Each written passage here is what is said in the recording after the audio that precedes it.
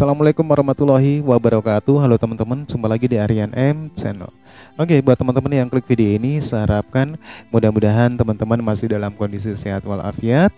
Dan jangan lupa dukung channel ini dengan cara like, juga subscribe. Baik, di kesempatan kali ini saya akan ajak teman-teman untuk melihat beberapa cuplikan video yang sangat menarik. Dan sekaligus ingin berbagi informasi kepada teman-teman. Ada satu pernyataan dari Profesor Malaysia yang mengatakan kalau kemerdekaan Indonesia itu adalah pemberian dari Jepang. Jelas, ini sangat menjatuhkan sejarah Indonesia, sangat merendahkan apa yang sudah menjadi perjuangan bangsa Indonesia mengusir penjajah, melawan penjajah. Dan sekaligus ini suatu pelecehan sejarah. Oke, sebelum kita berkomentar, kita akan lihat dulu ya seperti apa pernyataan dari Profesor Malaysia ini. Jepun datang untuk membebaskan negara kita daripada British, itu tidak diberitahu, dan dia datang membunuh orang Selangor sebab orang Selangor sangat setia kepada British. Dia menjadi ketua kampung dibunuh sebab dia melaporkan pada polis mata-mata lah tali baru British. Oleh sebab itu Jepun yang datang untuk membantu umat Islam, sebab satu-satunya negara yang bersepati dengan Islam ialah Jepun dan Jerman. Tetapi sampai sekarang tuan-tuan mengatakan Jepun datang menjajah tanah Melayu, sedangkan dia datang untuk mengusir British dan dia memberikan kemerdekaan kepada Indonesia. Indonesia diberikan kemerdekaan oleh Jepun. Sejarah tidak pernah tulis. Di Melaya, kemerdekaan diberikan oleh Jepun kepada Dr. Wahidin Hilmi. Dr. Wahidin Hilmi telah mengisytiharkan kemerdekaan negara kita pada 12 Ogos 1945 ketika Jepun telah kalah. British belum ada. Tetapi orang Melayu sangat rindu dengan British. Mereka memanggil British kembali. Dan kemerdekaan yang diisytiharkan oleh Dr. Wahidin dibatalkan. Para prajurit peta atau pembela tanah air bentukan Jepang yang melakukan pemberontakan terhadap Jepang demi memerdekakan Indonesia. Perjuangan yang sangat berat pun harus mereka lalui. Bahkan tidak sedikit dari mereka yang tertangkap dan kemudian dieksekusi mati dengan cara yang begitu sadis oleh para tentara Jepang. Baiklah, tanpa berlama-lama langsung saja kita kupas filmnya.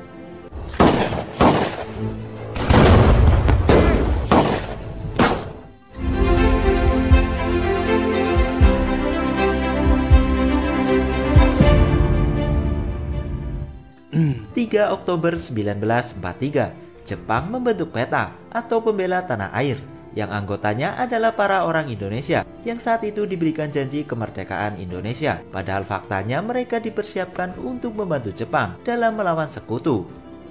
2 tahun silam setelah PETA didirikan, para prajurit PETA yang mulai menyadari tujuan utama Jepang mendirikan PETA akhirnya melakukan pemberontakan yang saat itu dimulai di Blitar pada 14 Februari 1945 di bawah pimpinan Sodanko Supriyadi. Macam kena scam je merdeka kita.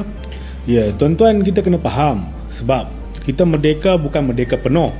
Macam Indonesia tu mereka lawan, berperang, keluar buluh runcing. Kemerdekaan kita diberi di atas dulang perak dan dikenakan dengan pelbagai syarat. Antaranya British, bila British membawa masuk imigran Cina dan India sebagai buruh di Melaya ni. Jadi apabila sampai waktu untuk mereka memberikan kemerdekaan, mereka nak cuci tangan. Mereka tak mau bawa balik orang India dengan Cina ni ke England.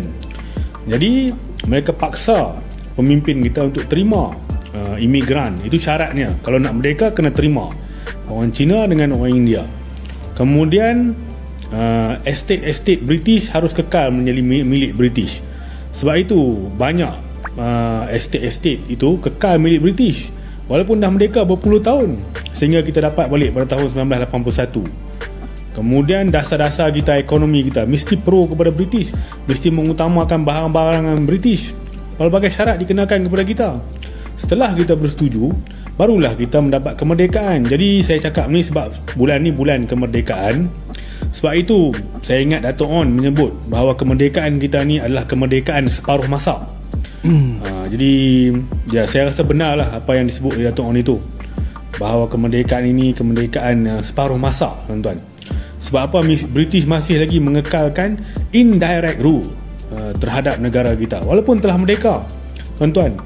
Jadi inilah hakikatnya yang berlaku, dan bagus juga kalau kita reflect semula perkara ini pada bulan kemerdekaan ini, kerana pihak penjajah ni menubuhkan pelbagai institusi untuk mengekalkan penjajahan mereka dalam bentuk baru. Walaupun mereka telah memberikan kemerdekaan, ini berlaku di negara Afrika, Sub-Sahara, Amerika Latin dan sebagainya. Oke teman-teman ya, demikian ya, ada beberapa cuplikan video. Tadi ada pernyataan dari Profesor Malaysia yang mengatakan kalau kemerdekaan Indonesia itu adalah pemberian dari Jepang. Oke, pernyataan konyol dari Profesor Malaysia ini jelas sangat bertentangan dengan fakta sejarah yang ada di Indonesia. Jelas ini sangat menjatuhkan sejarah Indonesia, merendahkan perjuangan Indonesia melawan penjajah, mengusir penjajah, dan sekaligus ini adalah pelecehan sejarah oleh Profesor Malaysia. Dia tidak tahu sejarah di Indonesia. Tidak ada yang namanya bangsa asing tiba-tiba datang ya pada masa itu ya dengan berniat baik untuk bisa memerdekakan Indonesia. Tidak ada ya.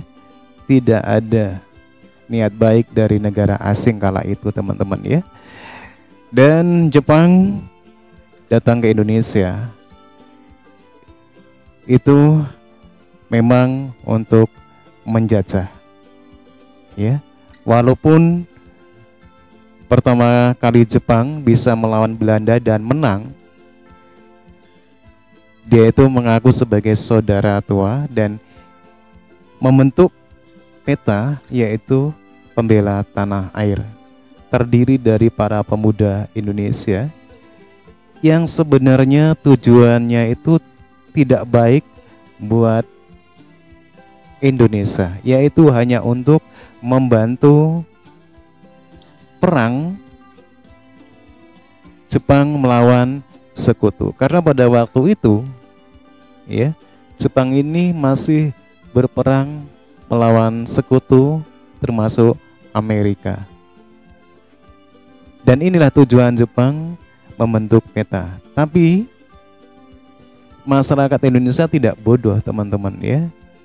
Dia bisa menilai gelagat orang asing yang datang ke Indonesia walaupun ngaku-ngaku saudara tua. Tapi pada kenyataannya orang Indonesia pun tahu ya sebenarnya apa tujuan mereka. Dan akhirnya terjadilah pemberontakan. Inilah fakta yang tidak diketahui oleh profesor konyol dari Malaysia, teman-teman ya. Jadi ngomong seenaknya aja ya. Dan dari sinilah ya sejarah Indonesia justru malah bisa membanggakan kita ya. Kenapa tidak ya? Setelah kekalahan Jepang terhadap sekutu dengan dijatuhkannya bom atom Nagasaki dan Hiroshima ya, justru Indonesia bisa memanfaatkan momen itu dengan cara memproklamasikan kemerdekaan Indonesia. Waktu itu dipaksa oleh para pemuda Indonesia di tempat pengasingan Soekarno dan Bung Hatta dan disaksikan oleh 7 pemuda Indonesia. Tapi terus diulangi lagi pada 17 Agustus dan disaksikan oleh seluruh rakyat Indonesia. Inilah pinternya orang Indonesia ya. Dikala Jepang sudah kalah dengan sekutu ya, sudah down, sudah tidak mempunyai kekuatan di seluruh negara jajahannya, baik di Indonesia ataupun di Malaysia. Di Indonesia, kalaupun mau ya, orang Indonesia ini bisa membantai orang Jepang yang masih tersisa ini, teman-teman ya. Tapi kan kita sebagai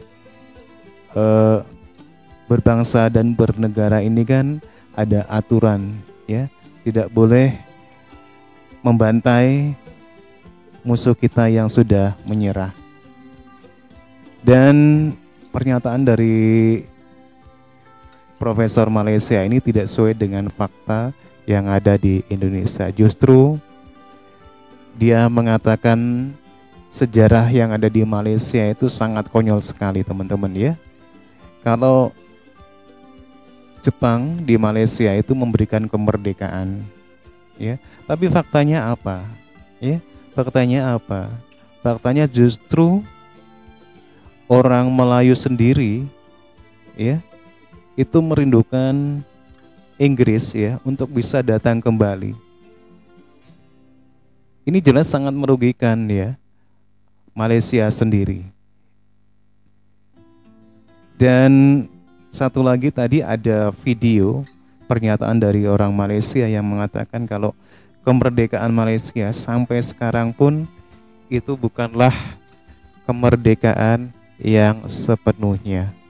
Karena apa-apa yang ada di Malaysia itu masih terikat dengan British ataupun Inggris. Oke, teman-teman, ya, demikian ya pernyataan konyol dari Profesor Malaysia yang tidak tahu sejarah ataupun fakta sejarah yang ada di Indonesia, tapi ngomong sembarangan, ya. Ini jelas sangat merendahkan sejarah yang ada di Indonesia, sekaligus sebagai pelecehan sejarah. Lagi dan lagi selalu bertentangan apa yang menjadi pernyataan dari para profesor Malaysia dengan fakta sejarah-sejarah yang ada di Indonesia. Oke, teman-teman, bagaimana menurut teman-teman, ya? Silakan teman-teman bisa berkomentar, dan kalaupun ada salah kata dari saya, walaupun ada yang kurang dari saya, silakan teman-teman bisa tambahkan di kolom komentar. Terima kasih dan sampai jumpa. Wassalamualaikum warahmatullahi wabarakatuh.